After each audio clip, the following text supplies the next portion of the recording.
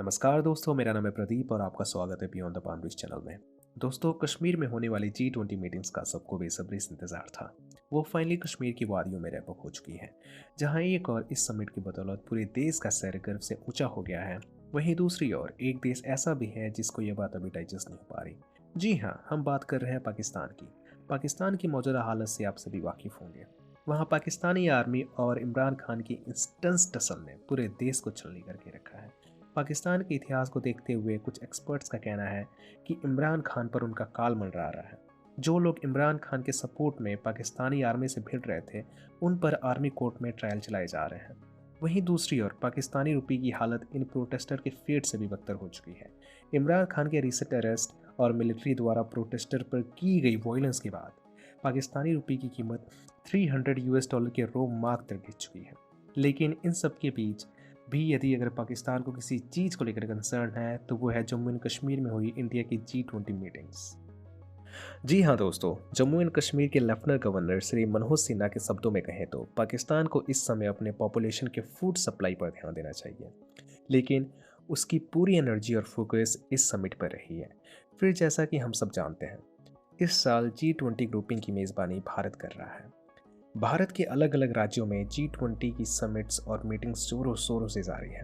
Article 370 के हटाए जाने के बाद कश्मीर में पहली बार कोई इतना बड़ा इंटरनेशनल इवेंट कंडक्ट किया गया है। लेकिन अब ये मीटिंग जम्मू कश्मीर में हो रही थी, तो जाहिर सी बात है पाकिस्तान बिना शोरगुल किए कैसे चुप बैठने वाला था। असल में हुआ भी यही। पाकिस्तान और चाइना ने इस समिट को अपोज करने के लिए एड़ी चोटी का जोर लगा दिया। वो अंत तक सभी G20 मेंबर्स को इसको बाइकआउट करने की मांग करते रहे। पाकिस्तान ने उनको हैम्पर करने के लिए हर छोटे बड़े पैतरे आजमाए। जम्मू एंड कश्मीर के लोकल्स को फ्रॉड बल करके उनको स्ट्रीट और एयरपोर्ट पर आकर इस समिट को बाइकआउट करने तक के लिए उकसाया गया।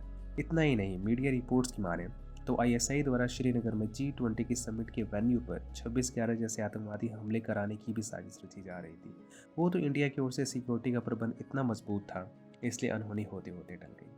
लेकिन दोस्तों, यहाँ पाकिस्तान की बेचैनी भी समझ आती है, क्योंकि पूरे पाकिस्तान के ऊपर बंटवारे के काले बादल मंडरा रहे हैं। वहीं दूसरी ओर जम्मू एंड कश्मीर में नया इतिहास लिखा जा रहा है। इस बार G20 का प्रेसिडेंट होने के नाते G20 से जुड़ी मीटिंग्स या समिट्स इंडिया का इंटरनल मैटर बन जाती है। इसमें किसी भी देश या ग्रुपिंग के इंटरफेरेंस का स्कोप ना के बराबर हो जाता है। लेकिन बड़ा सवाल ये है कि क्या पाकिस्तान और चाइना का ये बाइकआउट सफल हो पाया है? भले ही टर्की और सऊदी अरब जैसे देशों ने इस समिट में हिस्सा ना लिया हो, लेकिन क्या पाकिस्तान को उसका मकसद हासिल हो पाया है? और इंडिया ने जिस पर्पस के लिए इस समिट को आयोजित किया था, क्या वो पर्पस सही मायनों में सफल हो पाया है? आज हम इस वीडियो के माध्यम से इन्हीं सवालों को डिकोड करेंगे। कहानी की शुरुआत होती है ईयर 1947 से। POK जम्मू एंड कश्मीर का वो पार्ट है जो पाकिस्तान ने 1947 में वॉलेंसली एनेक्स किया था। तब से इस एरिया को इंडिया द्वारा POK यानी पाकिस्तान ऑक्यूपाइड कश्मीर कहा जाता है। दोस्तों, ये आपको जान के बहुत ही हैरानी होगी कि 2.2 लाख स्क्वायर किलोमीटर में फैला जम्मू एंड कश्मीर का 30% हिस्सा पाकिस्तान के अंदर आता है, 10% हिस्सा चाइना के अंदर और सिर्फ 60% हिस्सा ही इंडिया के अंदर आता है। पाकिस्तान ऑक्यूपाइड कश्मीर एक ऑटोनमस टेरिटरी है जिसको पाकिस्तान ने 2 पार्ट्स में डिवाइड किया है। पहला है पाकिस्तान कंट्रोल कश्मीर और दूसरा है गिलगित बाल्टिस्तान। दोनों ही रीजन इंडिया के जम्मू एंड कश्मीर का एक अभिन्न अंग है। पाकिस्तान कंट्रोल कश्मीर 10 हिस्सों में डिवाइडेड है। मुजफ्फराबाद इस रीजन की कैपिटल है और वहीं गिलगित बाल्टिस्तान 65,000 स्क्वायर किलोमीटर में फैला है और पाकिस्तान कंट्रोल कश्मीर से 5 टाइम्स बड़ा है। ईयर 1947 में इंडिया के पार्टीशन के दौरान ब्रिटिश गवर्नमेंट ने प्रिंसली स्टेट को 3 ऑप्शंस दिए: इंडिया या पाकिस्तान ज्वाइन करे या फिर इंडिपेंडेंट रहे। जम्मू एंड कश्मीर के रूलर और वहाँ के पॉपुलेशन के बीच जम्मू एंड कश्मीर के एक्सेशन को लेकर काफ़ी विवाद थे। अक्टूबर 21, 1947 को एक अहम घटना घटी। नॉर्थ वेस्ट फ्रंटियर प्रोविंस के पाश्तून ट्राइब्स पाकिस्तान के सपोर्ट की मदद से जम्मू एंड कश्मीर को एनेक्स करने के लिए घुसे। उन्होंने मुजफ्फराबाद और बारामूला को कैप्चर किया, जो श्रीनगर से सिर्फ 32 किलोमीटर की दूरी पर था। अक्टूबर 24, 1947 को महाराजा ने उस वक्त के होम मिनिस्टर श्री सरदार वल्लभ भाई पटेल से मिलिट्री असिस्टेंस मांगी। पटेल ने रिस्पॉन्ड करते हुए कहा कि इंडिया उनकी मदद नहीं कर सकता जब तक वो इंडिया में एक्सीड नहीं करते। अक्टूबर 26 को महाराजा हरी सिंह ने इंस्ट्रूमेंट ऑफ एक्सेशन साइन कर दिया और जम्मू एंड कश्मीर को ऑफिशियली इंडिया में एक्सीड कर दिया गया। इंडिया को डिफेंस, एक्सटर्नल अफेयर्स और कम्युनिकेशन हैंडओवर किया गया। इंडिया ने इमीडिएटली श्रीनगर में ट्रूप्स भेजी और इंडिया पाकिस्तान में जंग छिड़ गई। इंडियन फोर्सेस ने पाकिस्तानी सपोर्टेड फोर्सेस को बैकफुट पर ला दिया। 1 जनवरी 1948 को Indian prime minister Jawaharlal Nehru ने कश्मीर इशू को यूनाइटेड स्टेट्स में रेज किया। अप्रैल 1948 को यूनाइटेड नेशन ने रेजोल्यूशन 47 पास किया। इस रेजोल्यूशन द्वारा पाकिस्तान ट्रूप्स को जम्मू एंड कश्मीर से विड्रॉ करने के लिए कहा गया और इंडिया को मिनिमम ट्रूप्स का आदेश दिया गया और विड्रॉल के बाद प्लेबिसाइड होल्ड करने के लिए कहा गया। आपको बता दें कि प्लेबिसाइड उस प्रक्रिया को कहा जाता है जहां वोट्स के ज़रिए लोगों का किसी इंपॉर्टेंट चीज़ पर ओपिनियन लिया जाता है, लेकिन पाकिस्तान के नॉन विड्रॉल के कारण प्लेबिसाइड कभी हुआ ही नहीं। फाइनली 1948 में कराची एग्रीमेंट द्वारा सीज फायर लाइन इस्टेब्लिश हुआ और दोनों साइड्स ने अपना एग्जिस्टिंग पोजीशन मेंटेन किया जो मॉडर्न एयरलाइन ऑफ कंट्रोल से मैच करता है। कुछ सालों बाद 1963 में चीनो पाकिस्तान एग्रीमेंट के तहत पाकिस्तान ने 5000 स्क्वायर किलोमीटर के काराकोरम ट्रैक को चाइना को गिफ्ट कर दिया, जो कि अब चाइना का पार्ट बन चुका है। इसके बाद 1972 में शिमला एग्रीमेंट के द्वारा सीज फायर लाइन को official line of control designate किया गया और दोनों कंट्रीज़ ने कश्मीर डिस्प्यूट को बायलैटरल सॉल्व करने का डिसीजन लिया।